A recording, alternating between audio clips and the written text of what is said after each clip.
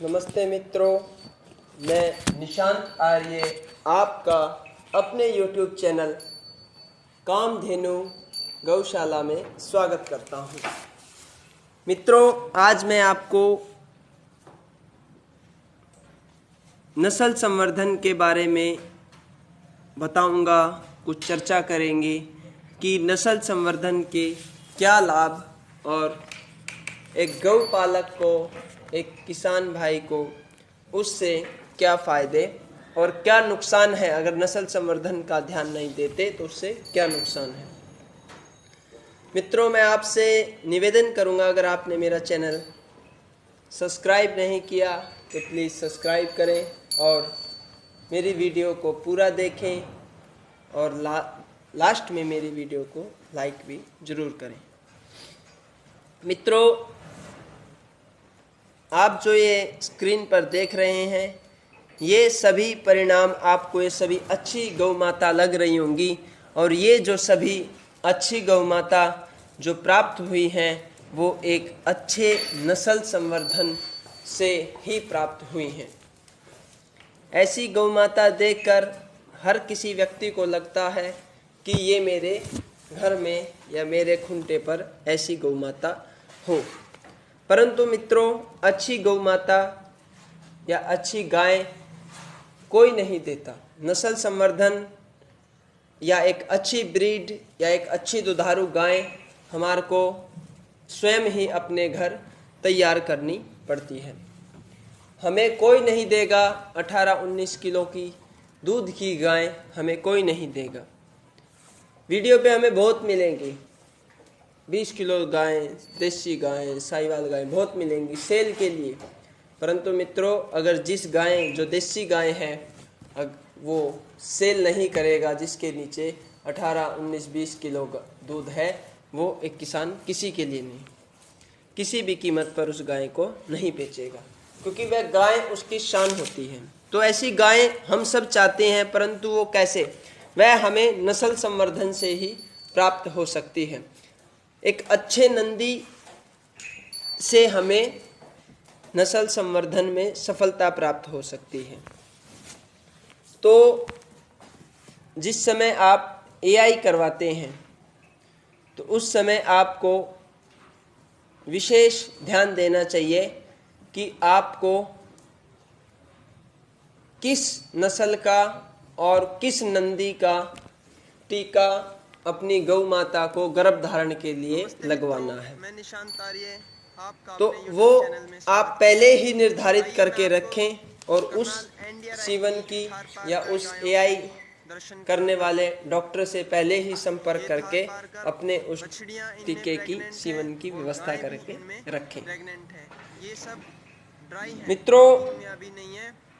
वैसे तो अच्छे नंदियों की कमी इस समय बहुत ज़्यादा है, काफी शुद्ध रूप तो जिसके कारण हमें एआई करवानी पड़ती है। परंतु जो नेचुरल मीटिंग होती है, जो नंदी के द्वारा होती है, उसके रिजल्ट और भी ज़्यादा अच्छे आते हैं। परंतु नंदी कम होने के कारण हमें सीवन लगवाना पड़ता है।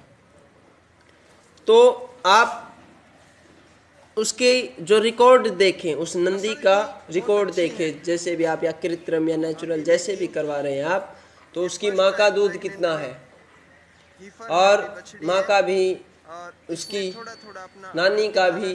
तो कई इसमें नस्ल संवर्धन में कई विशेष, या आप कुछ ऐसे, जो कुछ कंपनियां ऐसी भी हैं जो अपना दूध की कैपेसिटी को बढ़ाया जा सीमन बनाती हैं और सेल करती हैं, और वो पूरा ही नस्ल संवर्धन के ऊपर ध्यान देती हैं।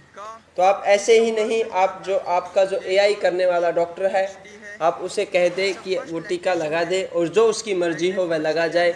ना वह यह देखता आपकी साहिवाल नस्ल की गाय हैं, या जो आप स्क्रीन पर देख रहे हैं थारपारकर नस्ल की गाय हैं, जो या हरियाणा की हरियाणा गाय हैं, तो वह कुछ नहीं देखता, वह केवल एआई करता है और चला जाता है। तो नस्ल संवर्धन के लिए जागरूक किसान को या गोपालक को होना पड़ेगा, क्योंकि नस्ल संवर्धन का अगर लाभ होगा तो वो भी किसान को और गोपालक को ही होगा। तो मैं आपसे यही सभी अपने गोपालकों भाइयों से यही सुझाव दूंगा कि आप पहले से ही जिस भी नस्ल का आपकी गौ माता है उसके लिए आप पहले से ही आप निर्धारित कर लें कि आपने किस बुल से आपने अपनी गाय को प्रेग्नेंट करवाना है, तो उसके जो भी आपने व्यवस्था पहले ही करके रखें। अभी बैठिए, हम इसके ऊपर विशेष ध्यान नहीं देते सफेद मिलेगी। हम, परंतु यह सबसे बड़ी स्वर्ण एक जो रीढ़ की हड्डी होती है उसी प्रकार यह गौशाला की रीढ़ की हड्डी है नस्ल संवर्धन। नस्ल संवर्धन से अच्छे बच्चे आएंगे तो एक गौशाला का भी जो भी उसका बच्चों का भी और उस गाय का भी सबकी कीमत बढ़ोतरी होती है। ये देखो, ये गौ माता परंतु खड़ी हो गई है। मैं बारिश के आज हमारे समाज में क्या दिक्कत है, एक अच्छी तरह दिखाई हमारे जो लोकल डॉक्टर हैं उनके पास अच्छे जो नंदियों के सीमन अवेलेबल नहीं होते, तो आप उनसे पहले ही संपर्क करके आप अपनी एक मंगवा कर रखें, जिससे कि आपकी जिस समय भी गाय हीट में आती है आप उसको एआई करवा सके एक अच्छे नंदी से। आप देख रहे होंगे, आप रिजल्ट देखें, आप अपने सामने कितनी सुंदर सुंदर श्वेत सुंदरी आपको नजर आ रही है। तो ऐसी श्वेत सुंदरी जो ये थार पारकर गौ माता है, इस प्रकार की काफ़ी ही मजबूत और सुदृढ़ दिल डोल की है ये। तो आप किसी भी नस्ल पर काम कर रहे हैं, आप उसका एक अच्छे नंदी से एक अच्छे एआई से एक गर्भाधारण करवाएं, जिसका लाभ किसान को होगा और आने वाली जो संतान है गौ माता की वो सुधरेगी, वह सड़कों पर नहीं मिलेंगी, वह किसान के खूंटे पर मिलेंगी।